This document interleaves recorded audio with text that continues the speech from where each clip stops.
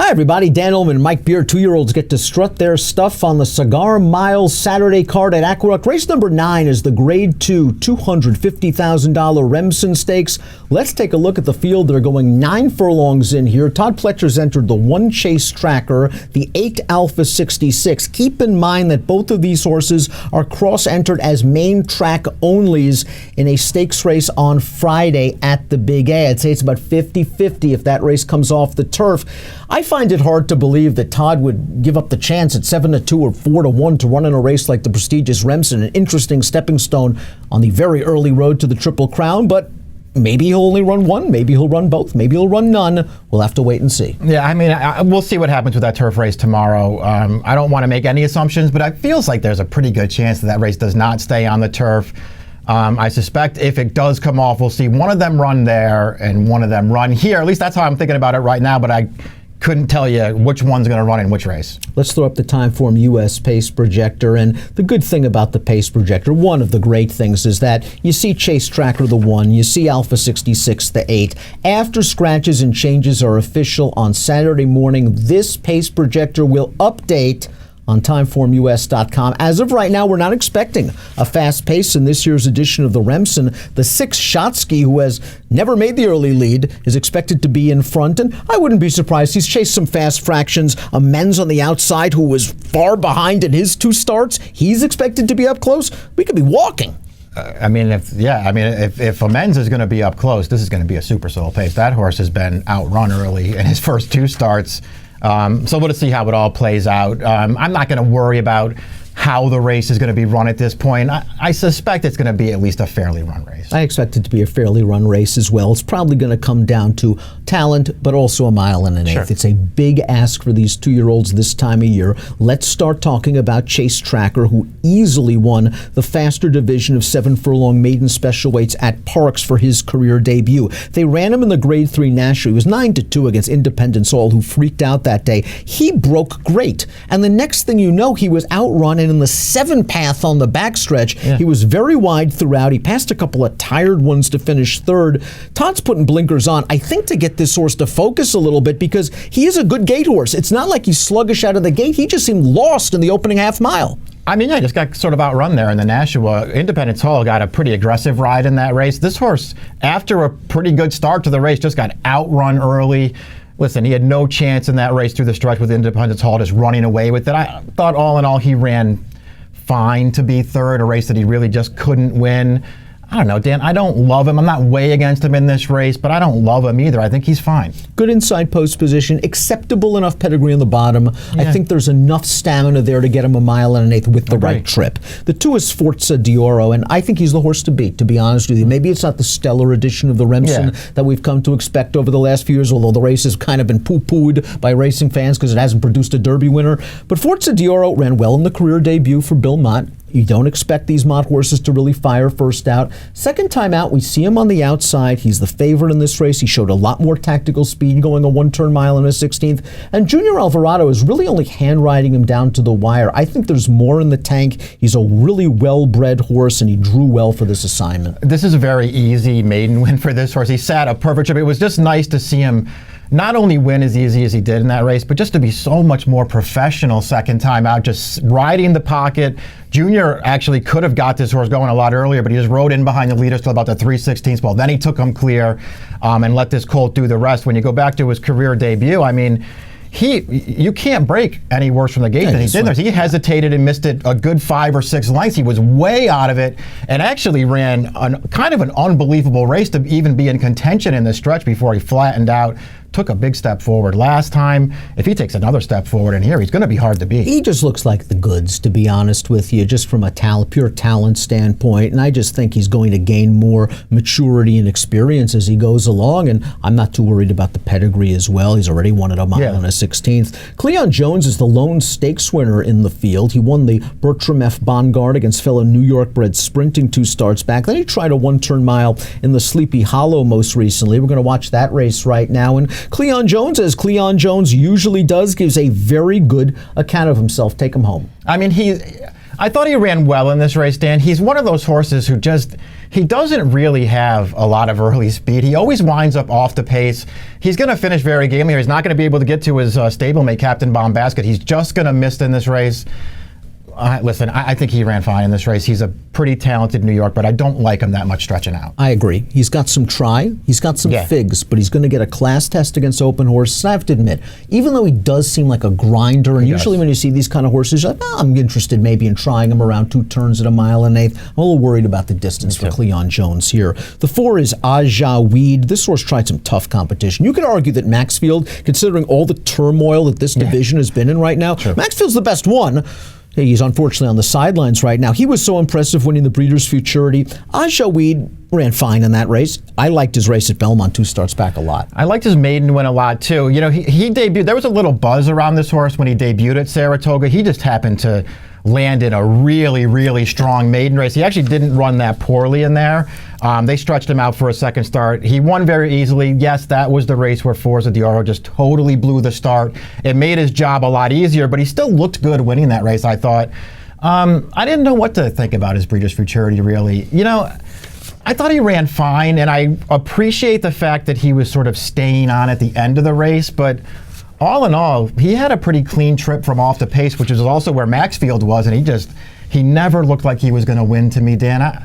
I wanted to see him. I feel like I wanted him to run better in the Breeders' Futurity. I don't know what it all means as he comes to the Remsen. I think he's a contender in here. I just wanted to like him more than I actually like him. I think that a horse like the winner Maxfield just has more push-button acceleration than this horse. I think this horse is just much more of a grinder and perhaps a stayer, and he's inherited more of that curling blood on top. That was a good field, the Breeders' Futurity. Not only Maxfield, I think that runner-up. We're going to hear a lot about that Governor Morris for Todd Pletcher, who was only making, I believe, his second lifetime start. So I wouldn't completely dismiss Aja Weed. 9 to 2 in the morning. I wouldn't want to take much less than that, but I think that's about fair. Informative is a maiden going out for Uriah St. Louis, who has made his money pulling off gigantic upsets in major races. Discreet Lover comes to mind. He won the Jockey Club Gold Cup, didn't he? Yes, he did. Informative just missed winning his maiden in the James F. Lewis Stakes at Laurel last time out sprinting. He is last in the Yellow Silks, and the jock John Bassano is going to dive to the inside here, and he's going to, I wouldn't say get cut off. He doesn't really get cut off, but he's just going to angle out to the 2 path, and it looks like he's going to run a no-threat second, but he does kick it into gear the last 70 yards or so, and he makes this real close, and the horse up the inside that actually took his rail run is going to be able to pip him on the wire. Obviously, this is a gigantic step up in class. He's still a maiden, a gigantic step up in distance. He's stretching out 3 furlongs, but he actually has some figures that make him competitive. He really does. They're asking a lot of him to come in here without a win and then to stretch out from 6 to 9. I always feel like those things are really tough. He did run pretty well in that race we just watched, though. I mean, I thought all in all, Bassano actually gave him a good ride in there. He just happened to be behind the winner in the stretch, so he had no choice but to alter course. But he did really surge at the end of the race. I appreciate that kind of stuff. He's going to be a price in this race. You know, he's not my kind of horse, you know, stretching out in a race like this, but maybe he can outrun his odds. He just didn't break in that Lewis either. He kind of got steadied out of there the first stride or two, and he was immediately behind the 8 ball. And just watching some of his races, I know it's only 6 stars, but it seems like he finds trouble in some of these races. He has faced some good company. I mean, listen, he was in against Independence Hall at Parks. I think the runner-up of that race 3 starts back Monday morning. QB's okay. He's running in a stakes race at Laurel on Saturday. I expect him to be tough in there. Maybe informative if you don't love the field. Like, I don't really love this field right now. Maybe you're looking for a price. I think Shotsky's also really interesting with 15 to 1 on the morning line. Another horse that's run at Laurel. This was one very easily 2 starts back. They stretched him out in the Street Sense. You and I don't like the Street Sense as a race, even though it produced Silver Prospector, who upset Tiz the Law in the Kentucky Jockey Club the other day. This horse I didn't think had a great trip. I mean, he's 4 wide. He's on a hard chase on the turn. The way he was being ridden by Sheldon Russell on the turn, I'm expecting him to just back out of there any time. And he stayed on and finished 4th. Timeform US believes he can make the lead. Boy, if I'm Louis Size, I go for it. Yeah, you know, his maiden win 2 back, his first time on dirt, didn't do a lot for me. I mean, he didn't do anything wrong in there. And he did wind up winning clear at the end. I just didn't think that was, you know, necessarily the greatest race or effort in the world. You know, I kind of want to give him some credit for the Street Sense because, as you say, he was wide every step of the way, really working hard, and it just felt like you were just waiting for him to fall apart at some point in the race, and he never fell apart.